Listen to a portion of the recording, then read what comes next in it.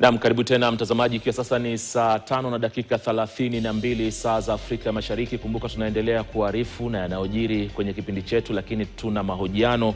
Baadaye kidogo pia tajaribu kuwasiliana na baadhi ya wanahabari wenzangu. Kuna matukio mbalimbali yanayoendelea katika bunge na vile vile hapa jijini Nairobi, na tutakuwa ni wenye kuarifu na kile ambacho kinachoendelea. Lakini naomba nianzishe mjadala wetu siku hii ya leo. Kwa sasa mtazamaji, Kenya inahifadhi zaidi ya wakimbizi 850,000 kulingana na data ambayo nilipata jana na leo pia ni kwamba ni 870,000 hivi ambao wamesajiliwa na wanatafuta hifadhi hapa nchini Kenya ama tayari wanahifadhi hapa nchini Kenya. Mtazamaji, idadi hii inajumuisha takriban 73% ya wakimbizi ambao wanaotambuliwa vyema na serikali ama kupitia mashirika kama yale ya UNHCR, na 27% ambao bado wanatafuta hifadhi ambao wamekimbia nchi jirani kutokana na migogoro na vile vile ukosefu wa utulivu katika mataifa hayo. Mtazamaji, idadi kubwa ya watu ambao waliokimbia makazi yao katika hadi hapa nchini Kenya wanatoka katika maeneo makubwa zaidi ya mashariki na vile vile pembe ya Afrika. Nitakupa mfano. Sehemu ya Somalia inawasilishwa na 52% ya wakimbizi hapa nchini Kenya. Sudan Kusini ina wakimbizi ambao ni 33%, Jamhuri ya Demokrasia ya Kongo ambao ni DRC wakiwa 7%. Taifa la Ethiopia kama uamini pia wana wakimbizi wao hapa nchini Kenya ikiwa ni 5%, na nchi nyingine kama vile Burundi, kuna Sudan na hata Uganda ambao unakuta ni maeneo ambayo yana utulivu kwa sasa wakiwa na 3% ya idadi kubwa ya wakimbizi ambao wanaoishi katika kambi ambazo zimetengwa na makazi ambayo yaliounganishwa. Katika kambi za Dadaab ambayo iko katika kaunti ya Garissa, nafahamu pia kuna kambi ya Ifo 1 na Ifo 2 ambazo pia ziko katika maeneo ya Garissa kule. Kuna Dagahale pia kama sijakosea, na hata Hagadera. Hizi ni kambi ambazo baadaye ziliweza kurudishwa. Nakumbuka kuna baadhi ya kambi ambazo zilifungwa miaka ya nyuma, lakini sasa naambiwa kwamba ni kambi ambazo zinaweka wakazi ambao ni wakimbizi wamechanganyika. Kuna wa Somalia, wa Sudan na kutoka pia raia wengine. Na vile vile kuna takriban watu 430,000, wengi wao hapa wametoka Somalia. Kambi za Kakuma mtazamaji na makazi kama yale ya Kalobayei katika kaunti ya Turkana pia yanakaribisha zaidi ya watu 315,000 hasa kutoka mataifa ya Sudan Kusini kule sehemu za kaskazini na mataifa mengine kama vile ya Burundi, na hata pia nafikiri kuna wengine kutoka maeneo ya Sudan kutokana na mtafaruku uliokuwepo mwaka jana. Mtazamaji, katika vituo vya mijini hapa jijini Nairobi takriban wakimbizi ambao wanaotafuta hifadhi ni 115,000 ambao wanaishi katika maeneo ya mijini kama vile Nairobi, Mombasa na Nakuru. Hawa ni raia ambao wamekuja hapa nchini Kenya kutafuta uhifadhi. Wamekaribishwa, manake inavyotambulika Kenya ni nchi karimu sana ambayo inawatambulisha ama inawakaribisha raia wengine kutoka mbali. Na pia naomba niseme hivi, taifa la Kenya ni taifa moja speciali sana. Tumezungukwa na migogoro, lakini sisi wenyewe tunajizatiti na kuweza kujisimamia vyema. Amani ipo. Miaka nenda miaka rudi, chaguzi zafanyika, kuna kuwa mtafaruku, lakini amani inasalia pale pale. Hii migogoro ambayo iliyotuzunguka kutoka mataifa kama ya Sudan, kutoka mataifa kama ya Sudan Kusini, mataifa kama vile ya Somalia ambako mara nyingi huwa tunawakaribisha raia kutoka kule, Uganda kidogo sehemu ya kaskazini, Burundi, Rwanda pia kulikuwa na fujo, lakini baadhi yao wamerudi na kuna wale ambao wamekita kambi hapa. Hii peke yake inaonyesha Kenya kuwa taifa maalum sana ambalo linawakaribisha raia wengine kuja kupata hifadhi. Lakini leo tutazungumzia masuala ya hizi hifadhi ambazo wanazopewa na tuzijadili kwa ndani zaidi, kuangalia manake wengi wameishi pale kwa muda mrefu hapa nchini Kenya, wanaendelea na shughuli zao, wamezaana na hata wengine wametangamana na familia za hapa nchini Kenya. Nimekutajia miji kama Nairobi, Mombasa, Nakuru, wako na wanaishi kule. Je, hatima yao ni ipi? Kuna mashirika ambayo yanawasaidia wakimbizi hapa nchini Kenya, kwa mfano shirika hili la Refugee Consortium hapa nchini Kenya, na pia kuna shirika la kutoka Udanish kule ambalo pia kazi yao kubwa ni kuwasaidia hawa wakimbizi hapa nchini Kenya. Nao maafisa wao wakuu hapa, nikianza na Stephen Omolo, karibu sana katika studio zetu. Wewe ni afisa ambaye unahusiana sana na masuala ya usalama na hata kumkinga yule refugee ama mkimbizi hapa nchini Kenya. Karibu sana katika studio zetu. Asante sana. Ninaye Jane Waithera kutoka Refugee Consortium of Kenya. karibu sana katika studio zetu na tunafurahi sana kushirikiana na nyinyi. Na zaidi leo ni tujadili masuala ya wakimbizi, ikitazamiwa kwamba ile siku ya wakimbizi iko karibuni inakuja, na shughuli zenu mnafanyaje kuwasaidia raia hawa ambao wako hapa nchini Kenya kuendelea na maisha yao na vile vile kutaka kujisukuma kimaisha na kusahau kile ambacho wametoka nacho. Labda kwa manufaa ya mtazamaji, nimetaja data ndefu sana. Je, data yenyewe ni sahihi? Data yenyewe ni sahihi. Asante sana kwa kuwa hapa. Nijitambulishe niseme kama ulivyosema, jina langu ni Jane Waithera. Nafanya kazi katika Refugee Consortium of Kenya. Ni shirika lisilo la kiserikali, lilisajiliwa mwaka wa 2000. Kwa hivyo hivi sasa tunaweza sema sisi ni majenzi 25 years. No. Yes, na kazi yetu kubwa sana ni ya kuweza kuhifadhi wakimbizi. Nafikiri ni vyema pia kutambulisha mkimbizi na mwenye anataka mkimbizi ni wa kutoroka na muomba hifadhi ni ambaye ni asylum seeker kwa kimombo. Hizi tofauti zake huwa ni nini, Jane? Maanake mara nyingi nishazisikia, huyu anayetoroka ametorokea vita kule, ama ametorokea mgogoro unaoendelea katika taifa lake. Na huyu anayetafuta hifadhi, sababu yake ya kutafuta hifadhi ni nini? Je, ni masuala ya kiuchumi ama haelewani na watu kisiasa ama ni nini? I think tukijaribu kuieleza, kila mtu ni muomba hifadhi. Wakija kutoka kwa migogoro ya kisiasa, wengine hutoroka prosecution by the government, wengine ni kwa sababu ya kuja kutafuta greener pastures hapa, wote huanza kama asylum seekers. So asylum seeker ni yule mtu anayesubiri uamuzi wa maybe the government kuweza kumpatia cheti cha kukua mkimbizi. Na yeye mkimbizi ni ambaye ashapewa vyeti na DRS, ambayo ni Department of Refugee Services, ambayo ni kitengo cha serikali za kuweza kuwahifadhi wakimbizi katika Kenya. So to start with, kila mtu anaanza kama muomba hifadhi. Akipewa cheti anakuwa mkimbizi. Anaweza kuwa anakimbia kwao kwa hayo majibu yote umewataja. Yes. Labda upande wa Danish, ili shirika lenu labda mnawasaidia vipi wakimbizi? Katika Danish tuko na pillars ambazo zinaegemea kusaidia wakimbizi. Kwanza kabisa kuna hiyo la protection, tutasema kuna protection. Kwa lugha ya kimombo, ya pili ni economic recovery. Ya tatu ni usalama wa watoto ama child protection, na ya nne ni wash. Ikija kwenye masuala ya uhifadhi, nitakupa mfano. Kuna raia anatoka Kenya anaenda mataifa ya nje kutafuta uhifadhi, na uhifadhi wenyewe labda umetokamana na hali ngumu ya uchumi. Huu ni mfano tu, Stephen. Je, huyu raia akifika kule katika kutafuta kazi lazima pia apawe vibali kama yule raia ametoka kama taifa la Burundi kuja hapa Kenya kutafuta hifadhi kutokamana na hali za kiuchumi? Yes, atapatiwa, ni lazima atafanyiwa kwanza uchunguzi ni kwa nini amekuja. Inaweza kuwa labda kuna migogoro ama kitu ambayo imemkwaza ikabidi atoke nchi ya Kenya kwenda nchi nyingine. So lazima uchunguzi itafanywa kwanza kuhakikisha ni ukweli na labda sio mhalifu ambaye anatoroka kwenda kujificha katika nchi nyingine. Je, kwenu nyinyi mshapata visa vya wahalifu ambao labda wamekuja hapa na wanataka hifadhi na wanakuja kwenye mashirika yenu? Mara mingi sana ukipata watu ambao wanatorokea Kenya, ya kwanza kabisa mahali pa kwanza kuenda ni pale kwa DRS ama Department of Refugee Services. Pale kuna steps ambazo zinafanywa kuweza kuchunguza ni kwa nini ametoka nchi yake na kuingia nchi yetu. So pale kuna wataalamu ambao wanafanya uchunguzi ule kuweza kuhakikisha kama ni ukweli labda ametoroka migogoro, ndio hiyo process yake yote ya kukua mkimbizi, ndio atapatiwa hiyo cheti. Lakini kama labda sio ukweli, labda kuna vitu amefanya nchi yao na sio halali, hao hawapatiwi vyeti vya kuwa mkimbizi hapa Kenya. So pia kama Mkenya akitoroka akienda nchi nyingine, ni lazima kwanza uchunguzi ifanywe kuweza kuidhinisha kuwa huyu ni labda ametoroka migogoro ama kuna kitu ambayo imemkwaza, ndio maana apatiwe akuwe asylum seeker, alafu kisha akuwe mkimbizi nchi nyingine. Tutaingia ndani kuhusiana na hii siku ambayo mnaokuja kuisherehekea, lakini Madam Waithera, wacha kwanza niguse nje. Mnapata watu aina gani katika shirika lenu ambao wanahitaji usaidizi? Ni wakimbizi ama wale ambao wanatafuta hifadhi? Ni watu wa aina gani hawa? Hawa watu ambao wanakuja kutafuta usaidizi katika shirika letu huwa ni wa aina tofauti.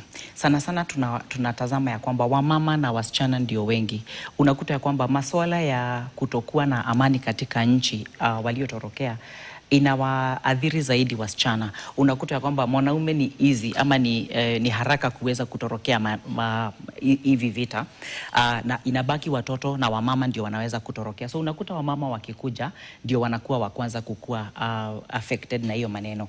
Katika RCK tunazo nguzo 5 ambazo tunaweza kushirikisha kuweza kuangalia maneno ya wakimbizi. Nguzo ya kwanza tunaita ni msaada wa kisheria na utawala bora. So that is legal aids and governance. That is pillar number 1 kwa RCK.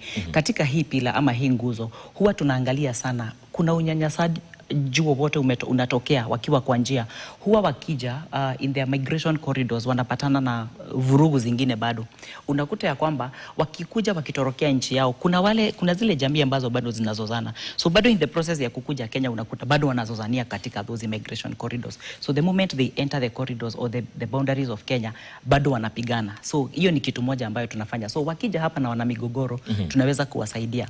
Nguzo ya pili inaitwa amani na haki za kijamii. That is peace and social justice. So yale migogoro ama yale wameleta wakitoka kwa njia, wakija hapa unakuta kwamba labda wamesettle mahali kama tuseme Nairobi ni Kayole ama Kitengela, unakuta jamii fulani ilizozana kule kwao na bado wanazozana hapa. So RCK tunaweza kuingilia kuweza kuwafunza alternative justice systems, dispute resolutions, alternative dispute resolutions. Yani si lazima wapigane. Already wametorokea vita, wakikuja hapa wasipigane. Nguzo ya 3 ambayo tuko nayo ni uwezeshaji wa wanawake na wasichana, women and girls empowerment, ambacho ndicho kitengo ninasimamia. Women and girls empowerment, nimesema ya kwamba wamama wakija huwa wana shida mingi sana, ndio wamebeba watoto, mzee alishaenda ama hajulikani aliko. So wakija tunawasaidia kufanya tu biashara kidogo, tunawafunza elimu kidogo ya biashara, kisha tunawapea pesa kidogo ya kuweza kujimudu kimaisha.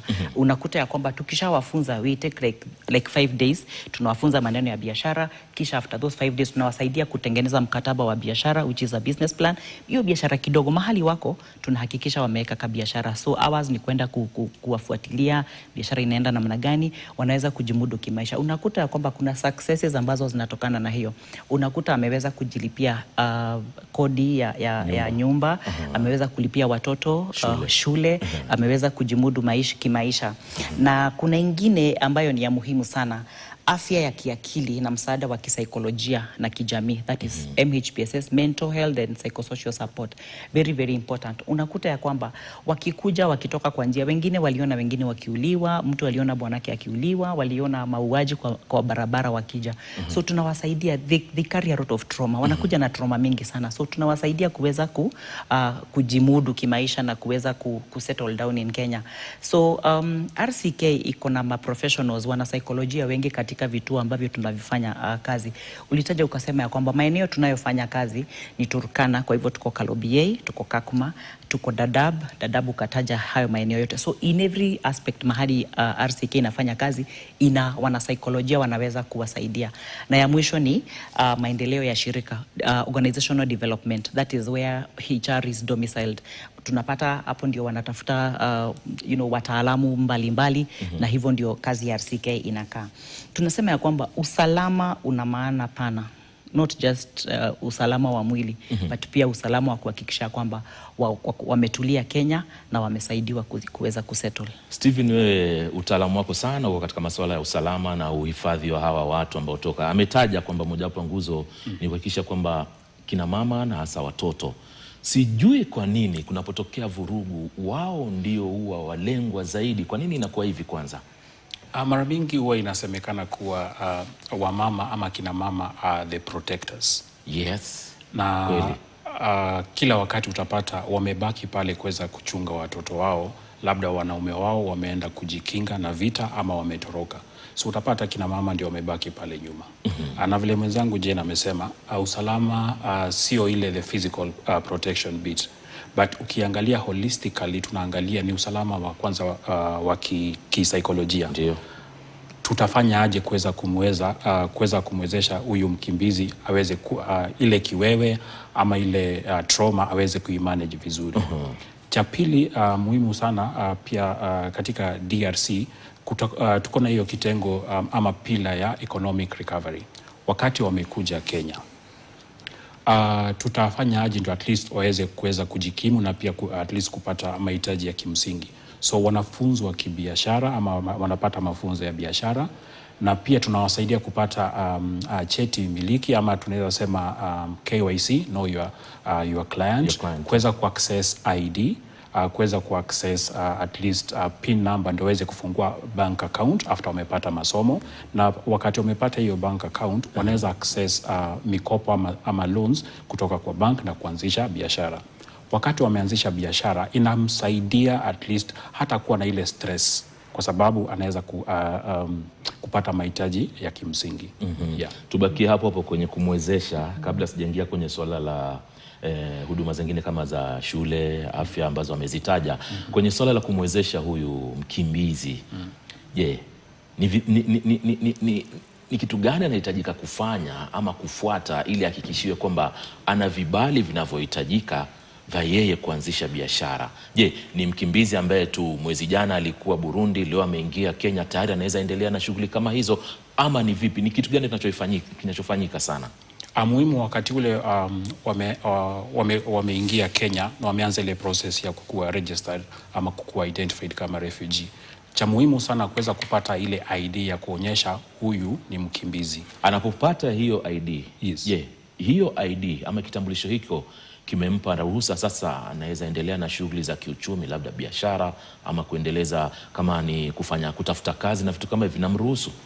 Ile ID itamwezesha kuweza kupata hizi ndaziita vyeti, know your customer, kupata PIN number, na unajua akishapata PIN number anaweza anzisha biashara yake, na pia anaweza apply apate kwa kizungu tutasema permit, business permit ya kuanzisha biashara. So long as akona ile ID na imehakikishwa ni ID ya kweli, anaweza kupata hizi documents zote na anzishe biashara. Na pia kwenda a step further ya kupata mikopo kutoka kwa bank. Kwa mfano kama saizi benki kama KCB na Equity wameanza kupatia wakimbizi mikopo na inawezesha kuanzisha biashara. Yeah. Hizi leseni ambazo anazozungumzia si lazima awe na labda pasipoti ama kitambulisho cha kitaifa ama vyeti vyovyote kutoka kwao? Lazima kwanza kuwe na ile status ya kuwa mkimbizi, refugee. Kwa sababu sasa ameingia wapi? Hapa kwetu Kenya. Ni nini itaonyesha wewe ni mkimbizi? Kumbuka vile nilikuwa nimesema hapo awali, kuna steps ambazo huwa zinafuatiliwa kuhakikisha kuwa huyu ni mkimbizi. Uchunguzi itafanywa katika Department ya Refugee Services, na tutahakikisha kuwa huyu ni mkimbizi na amekuja kwa sababu ya migogoro ama kuna vitu ambazo zimemsukuma akatoka kwao akafika huku kwetu Kenya. After amepata hiyo ID ya kuonyesha that huyu ni mkimbizi ama alien ID, itamwezesha kuweza kupata PIN certificate ama hata kufungua bank account na kuanzisha hata biashara. Asante. Vyema kabisa. Labda Jane, ungependa kuongezea chochote kabla tuende kwenye mada nyingine hapa? Ningependa kuongeza niseme ya kwamba RCK imekuwa katika mstari wa mbele sana kuweza kuadvocate for the inclusion of the refugees.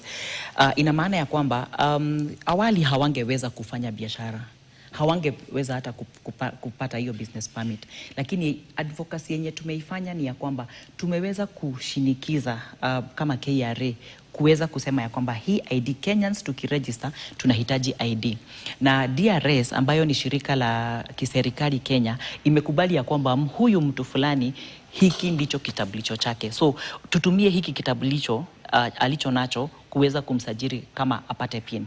So identification zenye DRS imewapea, tunasukuma sana hata sekta za kibinafsi kuweza kuwaingiza katika biashara. Kwa mfano ametaja KCB na Equity Bank. Hajawatutuma kufanya advertisement, lakini tunasema kwamba wametusaidia sana. Tumekuwa na mikakati nao na tumeweka mikakati, tumeweza kupata MOU na wao ya kwamba refugees wetu tukishawatumia wanahitaji kufungua benki na wako na hizi documents, tafadhali wafungulieni account.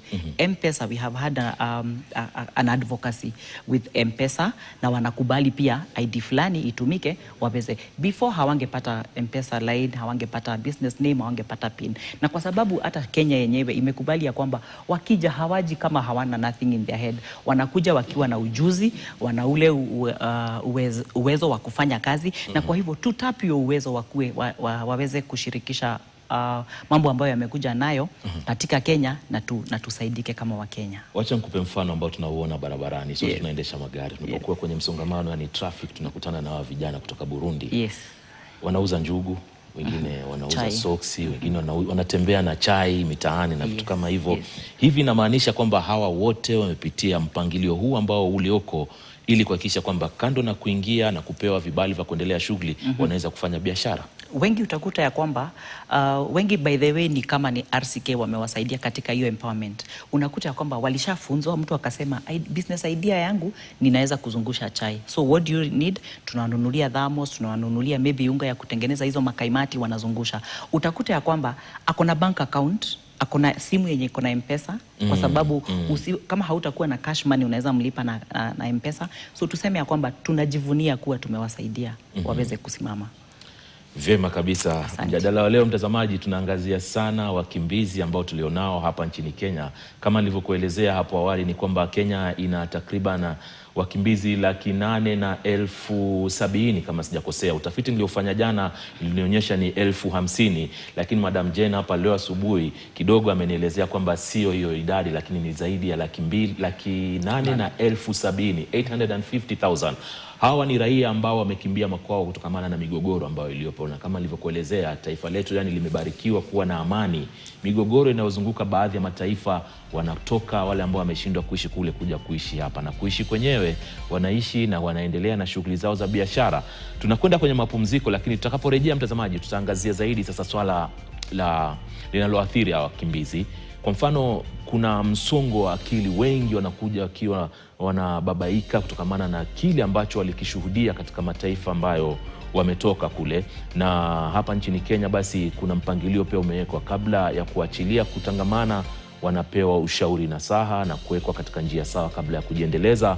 Na je, ushawahi kujiuliza mkimbizi anajiendeleza vipi katika taifa jirani? Yaani yeye ni mkimbizi lakini ana hamu ya kuendelea kusoma, na kama ni watoto wake pia wasome, aendelee na shughuli zake kama tulivyozungumza na biashara na nini, lakini anaendelea na maisha yake vyema. Ushawahi kujiuliza mkimbizi anasoma vipi? Tutarudi tuendelee zaidi na mjadala wetu, usiende mbali.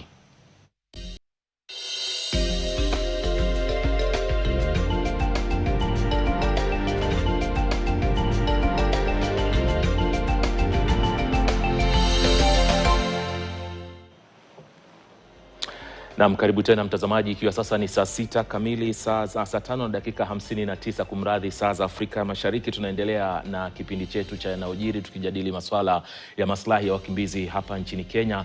Lakini kabla ya kuendelea na mjadala, mtazamaji, naarifiwa kwamba kuna maandamano yanayoendelea hivi sasa, ambapo familia za wazazi walioathirika wakati wa maandamano ya kitaifa wameandamana hadi katika majengo ya ofisi ya Inspector Generali wa polisi Douglas Kanja katika jengo la Jogoo House ili kuwasilisha taarifa za kisheria ya siku ya kumbukizi ya wahanga wa maandamano hayo. Mtazamaji, tunaarifiwa kwamba maandamano hayo yameongozwa na gavana wa Siaya James Orengo, kinara wa chama cha PLP Martha Karua, pamoja na mkurugenzi wa shirika la Muhuri lile Khalef Khalifa. Hata hivyo, walipofika katika afisi hizo wamezuiwa kuingia ndani. Taarifa ama picha unazozipata hivi sasa moja kwa moja zinatoka katika maeneo hayo, na baadhi ya wanaharakati pia wamefika ili kupeana taarifa hiyo.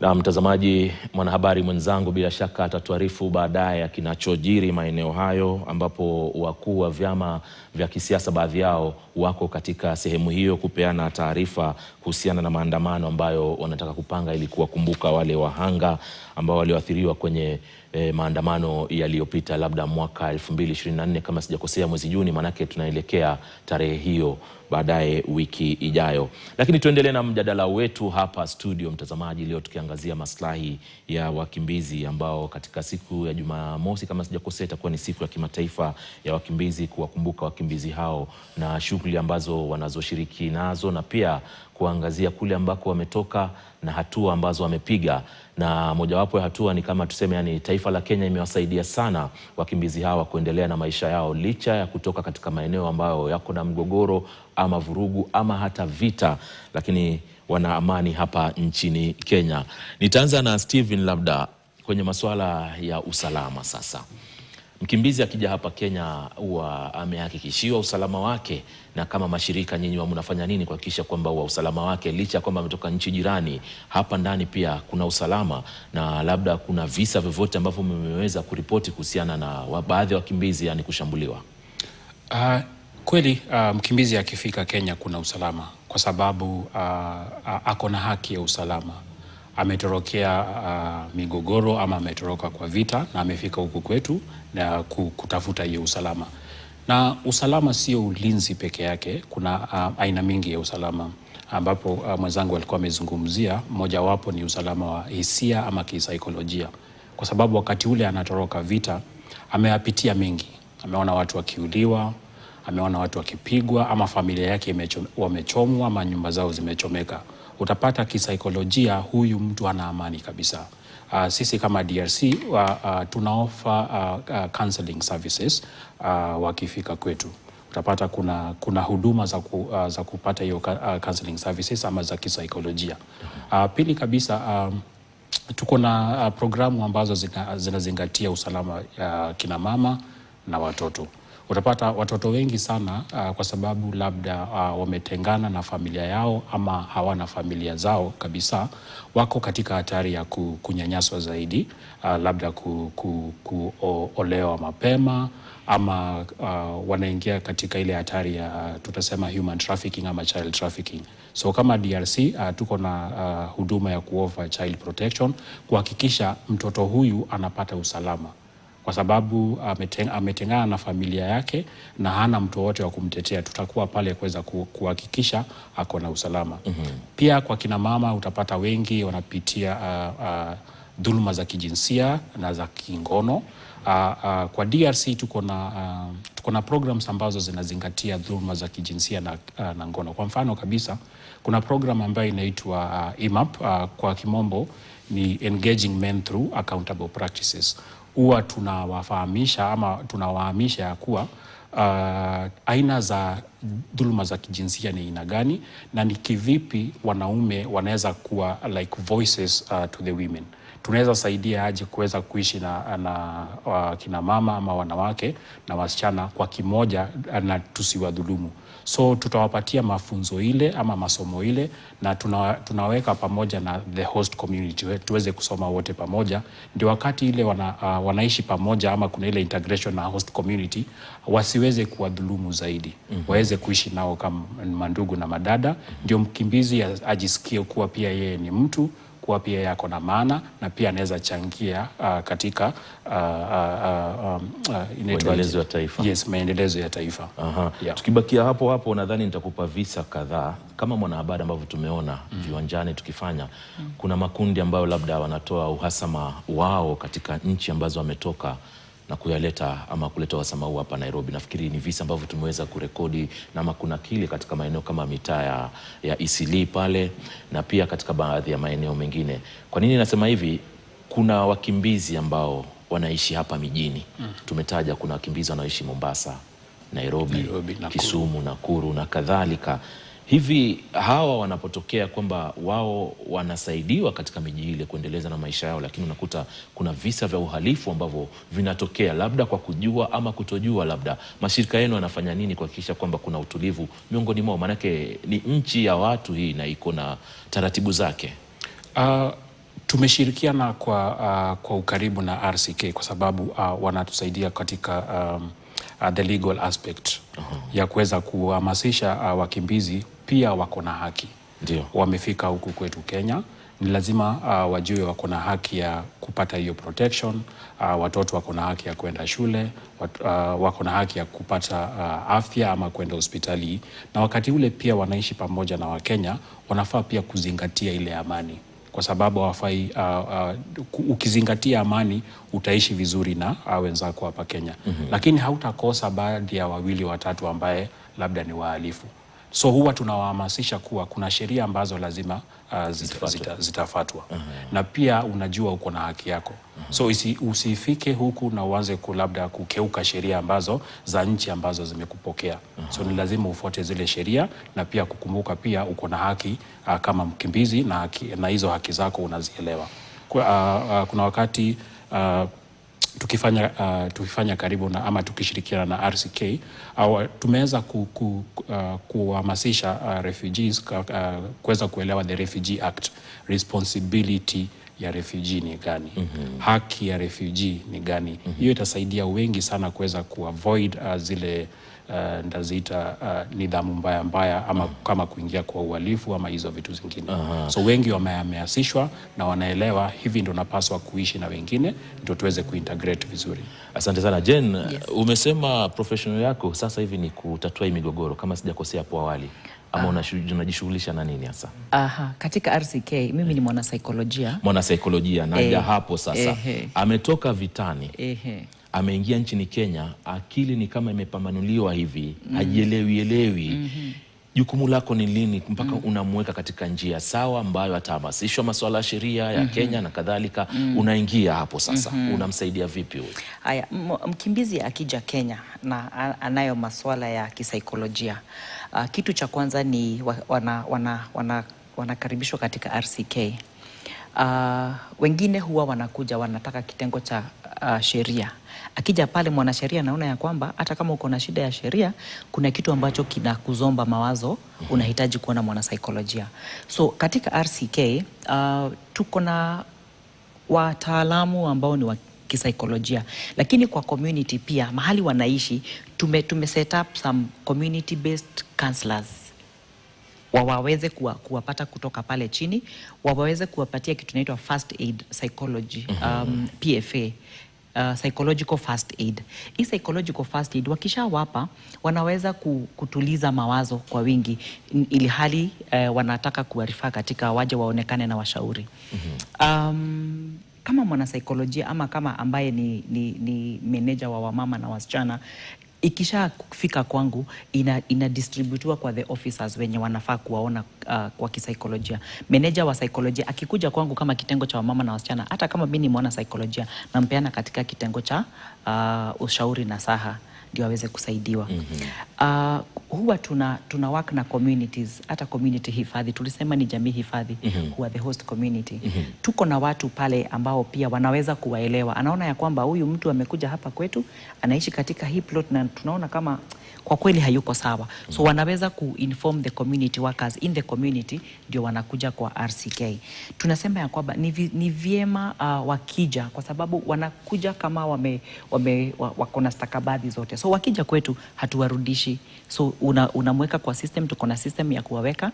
Kama itakuwa ni anatafuta service ambayo hatuna katika RCK, tunawatuma kwa mashirika mengine kama DRC na mengine ambayo tunashirikiana nayo. Bado tukiwa hapo kidogo. Naam, Stephen.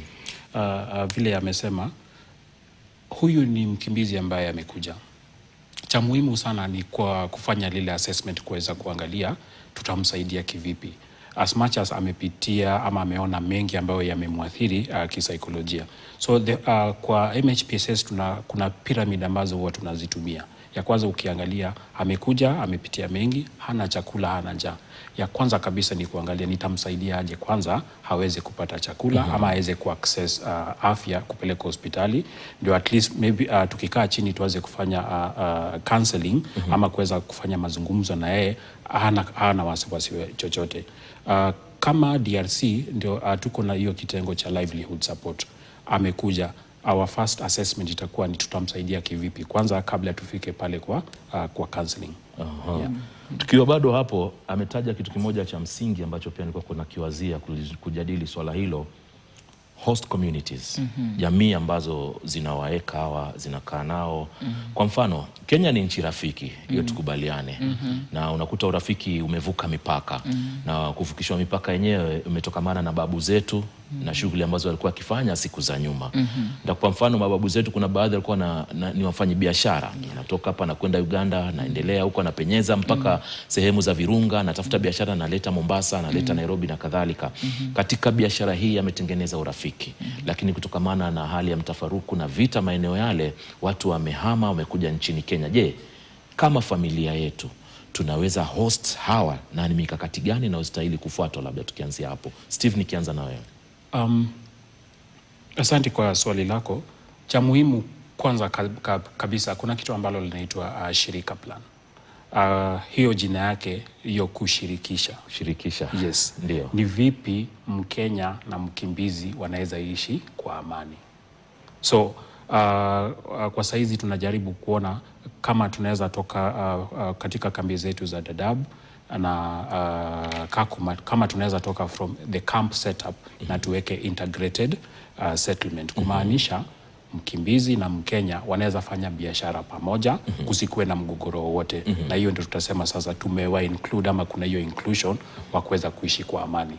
Kusikue na ile dharau, kusikue na ile hofu ya kuwa nitabaguliwa ama nitafukuzwa, but kunikubali kama mkimbizi, kunielewa mimi ni mkimbizi na tunaweza fanya biashara ama kazi pamoja. Fikra nzuri sana hiyo, Stephen. Lakini Jane, upande wako na kuletea tena fikra nyingine tofauti. Kwa mfano, kuna wakati serikali ilianzisha mambo ya host communities, ambapo unakuta jamii, kwa mfano kuna wakimbizi pale Turkana, lakini kuna jamii inaruhusiwa ikifuata ratiba fulani na serikali, wanaweza pewa labda familia moja waishi nao kama kwenye familia.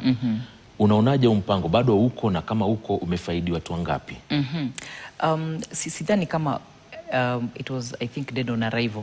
Sidhani ilifanyika kwa ukweli, kwa sababu wahifadhi wenyewe kuna struggles tu zao. Hata wao ni wana dhuruma tu zao zinawasumbua.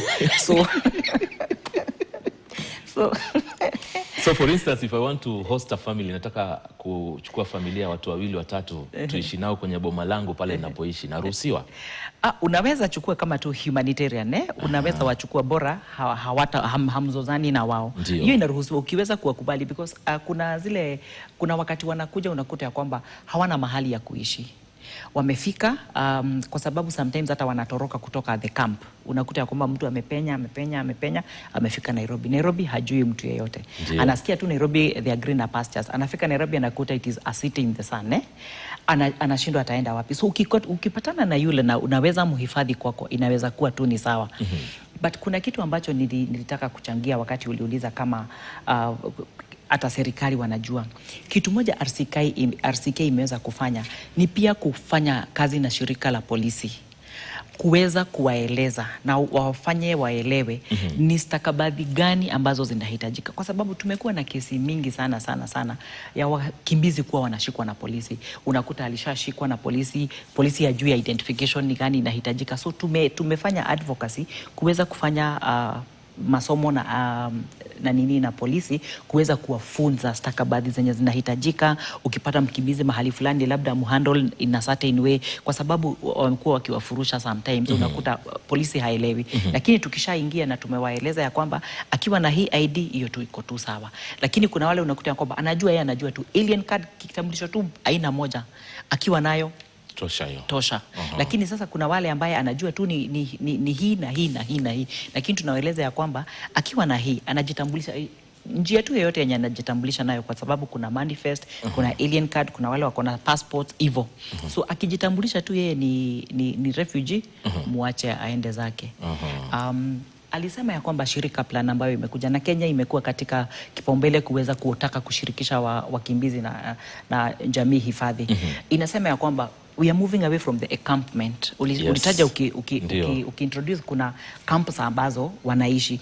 Ukipatikana outside that camp, you're liable to unaweza pelekwa kotini, mahakama, kwa sababu umekiuka sheria za kuishi pale. So Shirika Plan iko na ile maana ya kusema we are releasing them tuwatoe kwa hizi camps, kwa sababu wamerealize ya kwamba wanaweza fanya kazi, wanaweza jimudu kimaisha, wanaweza jisimamia. So tuwashirikishe tu na jamii hifadhi. And what we do when Shirika Plan is coming, RCK inaingia inasema ya kwamba tushike jamii tukiwaambia ya kwamba by the way hawa ni wakimbizi na wanakuja, hawakuji kuchukua nafasi za kazi zenu, because vile ilianza kulikuwa na migogoro katika Wakenya na wao wanachukua kazi zetu. Hapana, la hasha. So tuhakikisha ya kwamba jamii zinazo wahifadhi zinaelewa ya kwamba hawa hawaja kuja hapa, wametoroka kwao, wanahitaji kulindwa, na hiyo tumeiona ikifanya kazi. Na ni haki yao kulindwa na taifa wanaloka. Labda Steven, maoni yako kuhusiana na hili wazo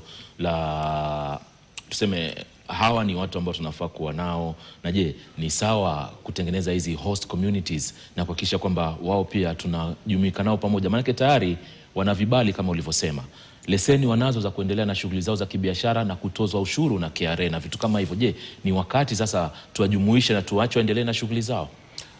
Ni wakati ya kuwajumuisha na kuacha waweze kupata makazi ama at least kuweza kupata kipato. Kwa sababu kuna I will call it a myth. Utapata dhana potofu that huyu ni mkimbizi, huyu ni mtu ana maana. Lakini ukiangalia kwa makini kidogo, utapata alitoroka kwao, labda alikuwa amesoma akahitimu. Vita imefanya ametoroka kwao na akafika huku kwetu. Inamaanisha ako na uwezo wa kufanya biashara, ako na uwezo wa kupata kazi. So jamii ambayo inahifadhi ama host community, tuweze kuwa welcome vizuri, kwa sababu huyu ni mtu ambaye labda tukishikana na yeye tunaweza fanya kazi nzuri ama tunaweza fanya biashara na tuweze kusonga kabisa. Tusiwaone ni kama ni mtu ambaye haifai. Na wakati ule ambapo tunawabagua ama wakati ule labda tunawafanyia maovu mengine, hatuwasaidii. So tuweze kuishi nao kwa amani, ndio waonekane pia kuwa hao ni watu wako na hao bado ni binadamu, hao bado watu wako na heshima, na pia wanaweza changia katika uchumi yetu ya Kenya. Umetaja swala moja la msingi kwenye swala la elimu na kujiendeleza nyote hapa, na nafikiri ni vyema tuliingilie. Hii ni haki msingi katika serikali yetu na katika pia dunia nzima. Kupitia Umoja wa Mataifa nafikiri kuna mikataba ya kuhakikisha kila serikali inatoa elimu bila malipo kwa watu wake. Lakini tuna wakimbizi ambao tunaokaa nao hapa, wana vibali vyao kama inavyostahili, mmevitaja hapa, wanaishi na familia zao na vitu kama hivyo. Mkimbizi akijifungua akiwa hapa Kenya, mtoto ni Mkenya ama ni kutoka raia ile nyingine? Akijifungua akiwa hapa Kenya, ako na right ama haki ya kupata birth certificate ya Kenya. Yes, ya Kenya. Na pia vile anavyopokuwa ako na haki ya kwenda shule na kufanya mtihani kama Mkenya na kupata hizo vyeti za Kenya, za KCPE ama KCSE. Ana haki ya kupata kitambulisho cha kitaifa? Kitambulisho cha kitaifa hapana. Cheti cha kuzaliwa ndio ni cheti tu cha kuzaliwa, inaonyesha ulizaliwa. Mama yako ni huyu, baba yako ni huyu. Ila sio haija kufanya kuwe citizen. Yes. Lakini una haki ya kupata elimu, afya na kadhalika. Tuanze na elimu sasa. Natoka katika mazingira ambayo nimesoma na watu ambao wako Kenya. Na baadhi yao mpaka mwisho nikimaliza pale USIU ni raia kutoka mataifa hata kutoka Sudan hapa.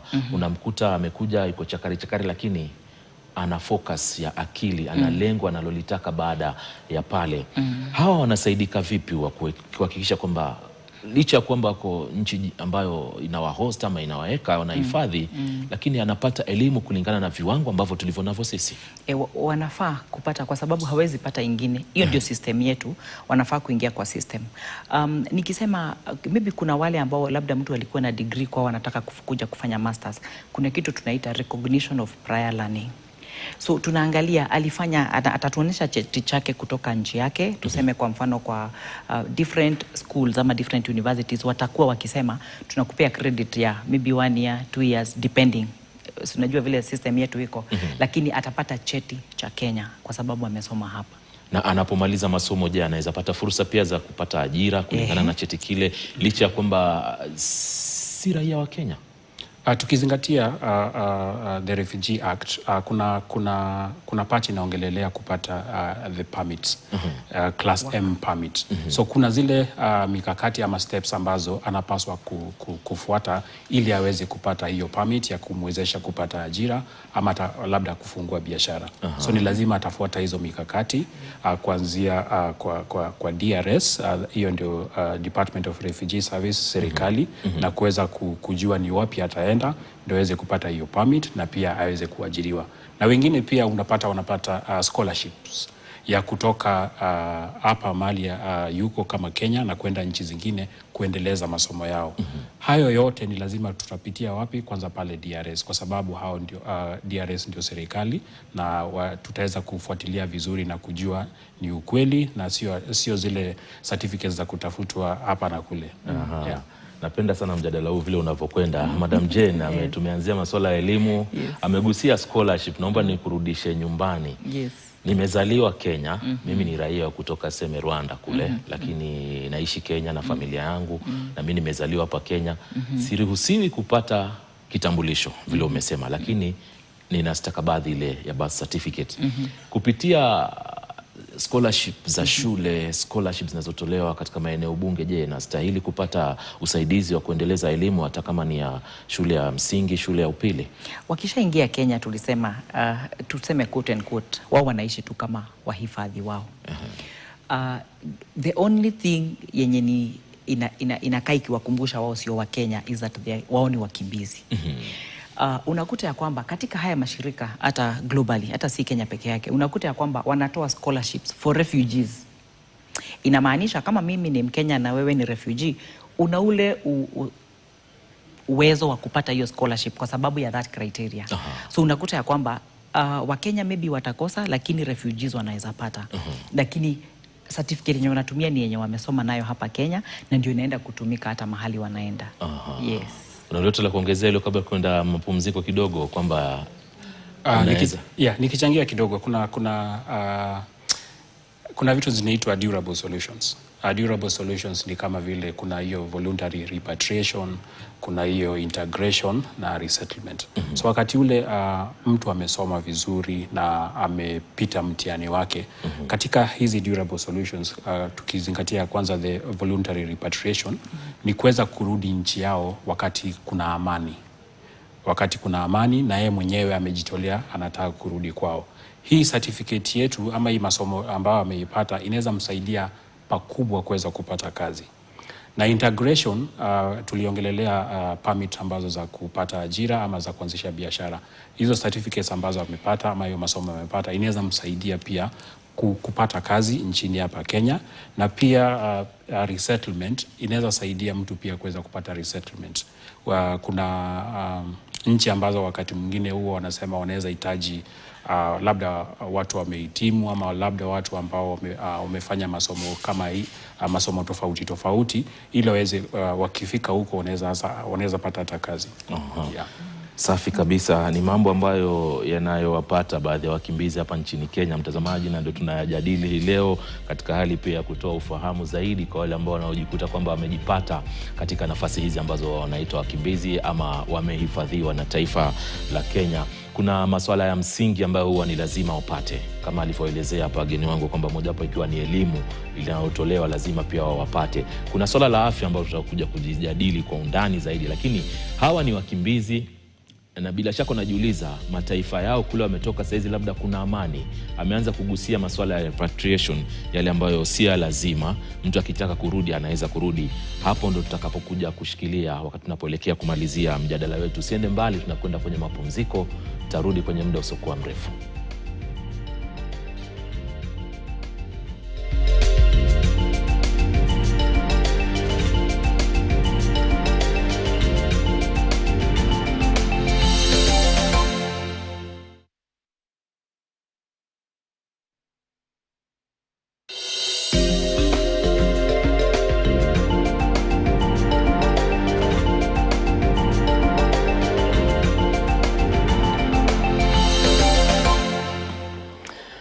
Na barabara kabisa mtazamaji, tunaendelea na mjadala wetu ambao leo ni siku ambayo tunaangazia sana maslahi ya watu ambao wanaishi hapa nchini wamepewa hifadhi na taifa la Kenya.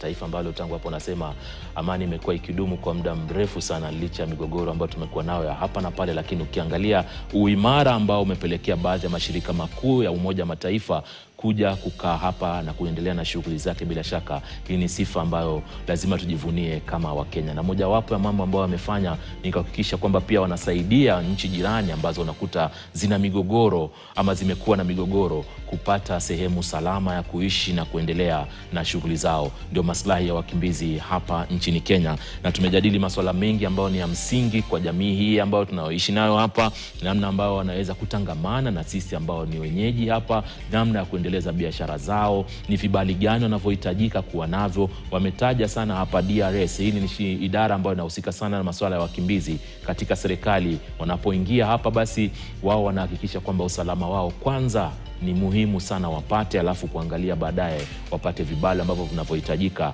ili kujiendeleza na shughuli zao. Kumetajwa ushirika plan, mojawapo wa mipango ambayo ilifanyika miaka ya nyuma ambayo ilisaidia sana kuwaleta karibu na kutangamana na jamii na kuendelea na shughuli zao, jambo ambalo limewafunulia ukurasa mwingine katika taifa ambalo wanaloishi hapa nchini Kenya. Lakini je, ushawahi kujiuliza mkimbizi ataishi nchi ambayo si yake kwa muda gani?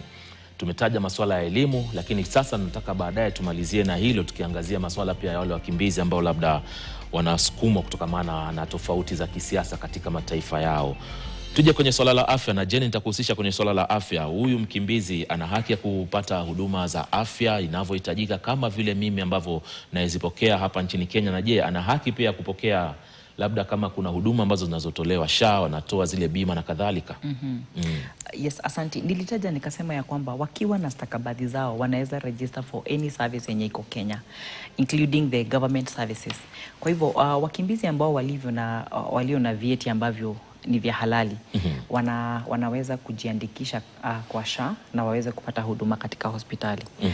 Kunao wale ambao wamama ni wajawazito, watapata huduma za kuenda kliniki, wataenda hata wakati wakitaka kujifungua wataenda na hiyo inatumika. Wanapata tu hifadhi kama tu vile tunahifadhiwa na serikali kama mimi na wewe tunapopata huduma kama hizo. Lakini ikija kwenye swala lingine ambalo ni la msingi sana kwenye masuala bado ya afya, nataka tuzungumzie zaidi. Ana uwezo pia kupata bima kando na SHA, kwenda kutafuta bima zingine kutoka kwa kampuni na mashirika mengine tofauti?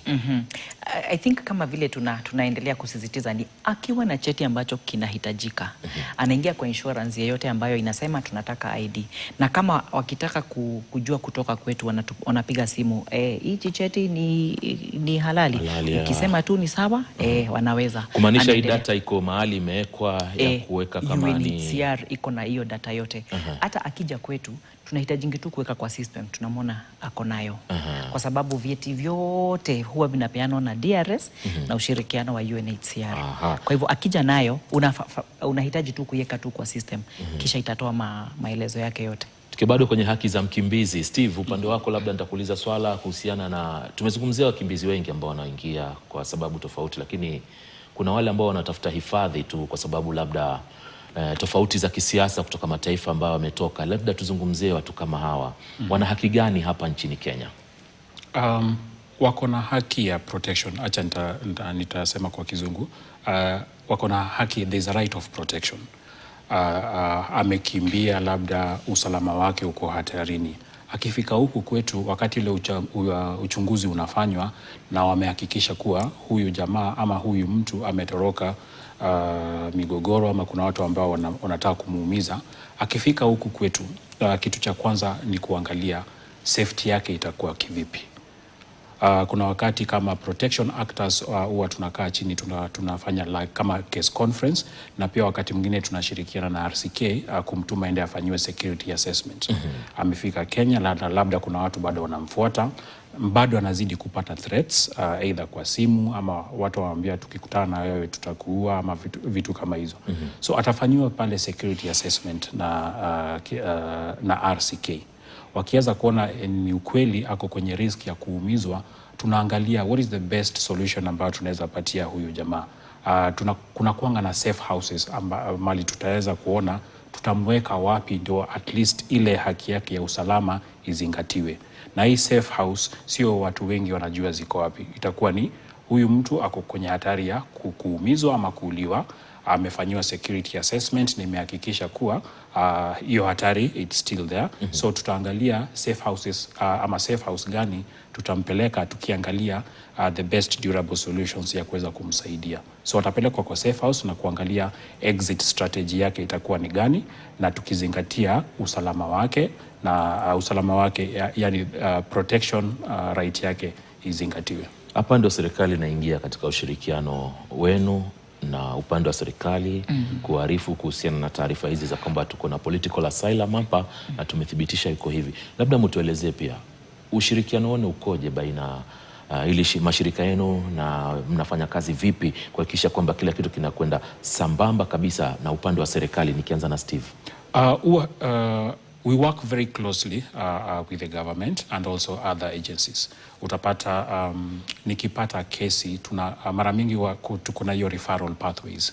Kama ni usalama, tunajua RCK wanafanyanga security assessment.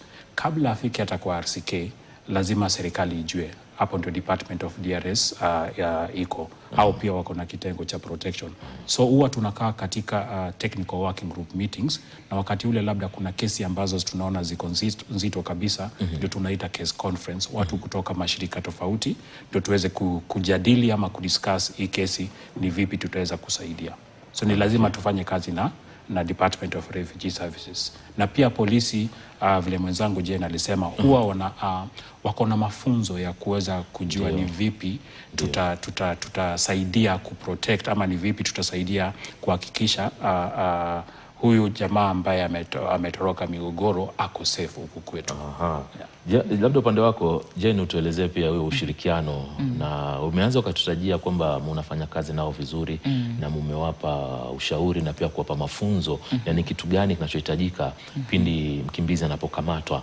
Zaidi ya hapo, kuna jambo lingine ambalo mnaletana pamoja na serikali ili kufanya kazi yenu inakuwa rahisi sana? Yes, asante sana. Wakati wana report ya kwamba wako na security issues, jambo la kwanza ni akifika polisi lazima apate ile OB.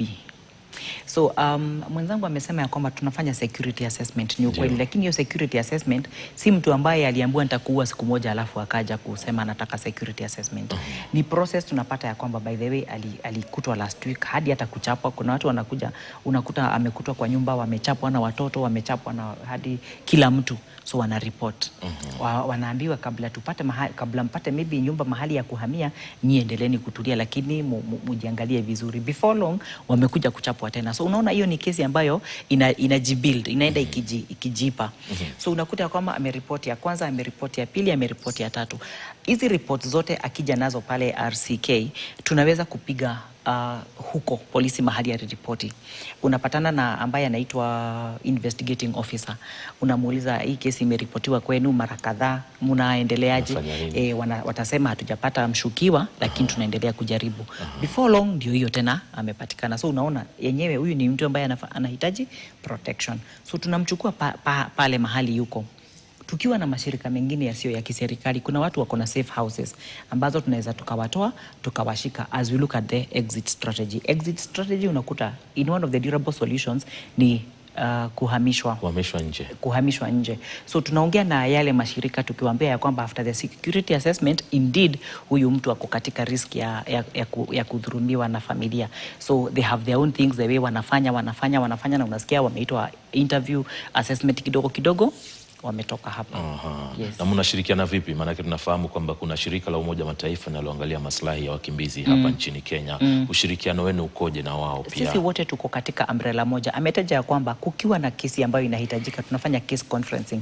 It means washikadau wote lazima wawe katika ile kesi. So tunasema tunaongelelea mtu fulani ambaye ABCD imefanyika. So kama DRC wako watasema yeye alikuja kwetu akaripoti hivi, RCK alikuja kwetu akaripoti hivi. So action plan tutaelekea mbele ni kuweza kumtoa. Vyema kabisa. Tumetoka mbali kutoka kuangazia masuala ya wakimbizi. Tumeangalia namna wanavyoingia, wamekaribishwa nchini Kenya, wamepewa vibali, wanaendelea na shughuli zao kutokamana na vurugu ambazo zilikuwa kwa maeneo yao kule. Tumeangalia mpaka namna ambavyo wanaweza kutatua migogoro baina yao, swala la usalama na kadhalika. Tunapozungumza hivi sasa, baadhi ya mataifa ambayo yanazunguka nchi kuna amani kule. Je, serikali inaweza kusema kwamba amani imejiri upande wenu? Uganda kule mko sawa sasa hivi, mwaishi na shughuli zinaendelea, rudini kwenu. Wanaweza rudishwa kwa lazima? Nikianza na Steve. Swala la repatriation hapa. Repatriation, katika haki ama rights za refugee, wako na haki ya hawezi lazimishwa kurudi nchi yao kama kuna amani. Licha ya matatizo yanayotuzonga taifa letu la Kenya kwa sasa, hali ngumu ya maisha, bado wabakia hapa hapa. Kumbuka ametoroka kwa sababu ya migogoro na tunataka kumrudisha, lakini yeye bado anajihisi hayuko sawa. So hatuwezi mlazimisha kurudi wapi? Taifa lake. Ni lazima yeye mwenyewe aseme kwa sababu labda kuna amani kwetu na naona ni kama nataka kurudi. Na kabla hata aruhusiwe, kuna steps ambazo zitachukuliwa. Uchunguzi iende ifanywe. Hapo ndio tunasema kuna ile ushirikiano na country ya nchi yetu ya Kenya, host country. Yes, host country, yeah. Na nchi ambayo mkimbizi anatoka, kuangalia kuna sheria ambazo zitaweza zingatiwa wakati amerudi. Bado atazidi kupata ile usalama akifika huko kwao. So hatuwezi sema yes, siwezi sema yes nataka kurudi kwetu na bado hatujahakikisha kwamba kuna usalama. So ni lazima tushirikiane na nchi ambayo ametoka, tuangalie atakuwa safe hata akirudi. Kuna sheria ambazo zitazidi kumprotect ndio asijipate katika lile tatizo ama ile migogoro ya kwanza ambayo alikuwa akitoroka. Jen, naweza kusukuma mtu arudi nyumbani wakati ambapo nakuta kuna amani kule, yes, na hali inaendelea vizuri, shughuli zao za biashara zimeendelea, kiuchumi unaonawiri. Kwa nini siwezi mlazimisha arudi kwao akajenge nchi yake? Kuna Refugees Act 2021 ambayo inaeleza vizuri sana, hata kama kuna amani kule, labda yeye mwenyewe hayuko safe as a person. So kuna kitu inaitwa voluntary repatriation. Anaweza yeye mwenyewe kwa hiari yake aseme ninawetaka kurudi, na anasaidiwa kuweza kurudi kule. Unakuta ya kwamba unaweza kuwa unamforce, yes, kuna amani lakini labda kuna structures. Tuseme kama mahali kulikuwa na vita, hamna mashule ya watoto, hamna services za hospitali. Unakuta ya kwamba inaweza kuwa amani, yes, at the top of it, lakini mahali vitongoji walikuwa wanaishi hakuna structures za kurudi. So hivi yeye mwenyewe akiamua ya kwamba ninaweza rudi, anaweza rudi, ila hatuwezi msukuma kama nchi atoke aende, kwa sababu Refugees Act imezuia kuweza kusukuma mtu kurudi mahali alitoka. Na pia nikichangia kidogo, anaweza tamani sana kurudi ama hajatamani kurudi, lakini tunasema mbona asirudi na kuna amani. Tunaweza kuwa tunaona labda hapa juu kuna amani, lakini bado huko chini kuna migogoro kati yake na watu wengine. Yeye anasema bado siwezi kwa sababu kuna jamii fulani haitaki jamii yangu kwa sababu hatukusikizana wakati ile migogoro ilikuwa imeanza. So that is the reason as why hatuwezi walazimisha kurudi kwao. Na hiyo inaweza kuwa ni sababu tosha yeye kuendelea kuishi hapa. Kwa sababu unaona bado maisha yake iko hatarini. Akifika pale, wakati mwingine unasikia mtu anasema jamii fulani iliniambia nikirudi tu wataniua. So imetosha kuhakikisha wacha abaki hapa kwa sababu anapata usalama, anaweza kujikimu kimaisha na pia kuweza kuensure watoto wake wanaenda shule na vitu kama hizo. Safi. Kabla sijachukua kauli zenu za mwisho kuhusiana na hii siku ya wakimbizi duniani ambayo inaelekea kusherehekewa na ambayo itaangalia baadhi ya mafanikio ambayo tumekuwa nayo kama taifa na kwenda mbele tunafanya nini. Kuna dhana hapa nchini Kenya kwamba kuna baadhi ya wakimbizi tayari wamesajiliwa kuwa wapiga kura na vitu kama hivyo. Je, mtazungumziaje swala hili? Ni la kisiasa, lakini je, mshai kusikia na huwa mnalichukuliwa kwa uzito gani kama shirika nyinyi? Maybe nikisema hiyo ni dhana potovu. Kwa sababu hawana haki kabisa kupewa vitambulisho vya Kenya. Na ili wewe uweze kupiga kura katika nchi ya Kenya lazima uwe na kitambulisho cha Kenya. So kama hawawezi. So ni vyema watu wajue ya kwamba refugees hawawezi piga, na wala Refugees Act imewakataza kushirikia ama kushiriki katika siasa za Kenya. So wao, nyinyi mulikuja mumehifadhiwa, mtulie, mgoje vile kutaenda. Na iwapo refugee labda amefuata mikakati yote iliyowekwa na serikali mpaka amegeuzwa, amesajiliwa kuwa raia wa Kenya, hiyo anaweza? Kusajiliwa kivipi? Kwa sababu hawezi sajiliwa kuwa Mkenya kwa sababu wako na ile alien ID Yes. kuonyesha yeye ni. Hatuwezi geuza ile, hawezi kuigeuza sasa awe raia wa Kenya. Hawezi geuza. Akirudi kwa warudi tena, hawezi geuza. Hawezi geuza. Kwa sababu tukizingatia Refugee Act, wakati ule sasa amepatiwa hatimiliki ya kuwa refugee. Atapitishwa ama ataelimishwa sheria za Kenya. Ataelimishwa haki zake ni kivipi. So unaona hawezi rudi kugeuza aseme sasa nipatie ID ya Kenya nikuwe Mkenya. Yeah. So anabaki na kuwa na ile alien ID yake kuonyesha yeye ni mkimbizi. Vyema kabisa. Jane na Steven, asanteni sana. Siku ya wakimbizi duniani inakuja. Hii siku ina uzito gani duniani siku hii ya leo, wakati ambapo unakuta bado kuna migogoro inayoshuhudiwa? Kwa mfano unavyozungumza hivi sasa, kuna migogoro katika vita vile vya Palestine kule. Kuna wakimbizi wengi kule wametawanyika katika mataifa mengine jirani ya Palestine pale. Ukiangalia Kenya tuna hosta wa wakimbizi na vitu kama hivyo. Una umuhimu gani siku katika kuendelea na maisha yetu hapa nchini Kenya na ulimwengu kwa ujumla? Nitaanza na Steven alafu tumalizie na Jane. Nikiweza kumnukuu UN Secretary General Antonio Guterres, alisema kuwa becoming a refugee is not a choice. True. But how we respond is. Hakuna mtu ambaye anatamani kukuwa refugee. Ni hali ya kivita ama migogoro ndio inakusukuma ukwe refugee. So ni muhimu sana kama sisi wa Kenya ama wale ambao wanaishi karibu na wakimbizi kuweza kuwakubali, kusimama nao bega kwa bega until kila mtu aweze kuwa safe. Inamaanisha nini?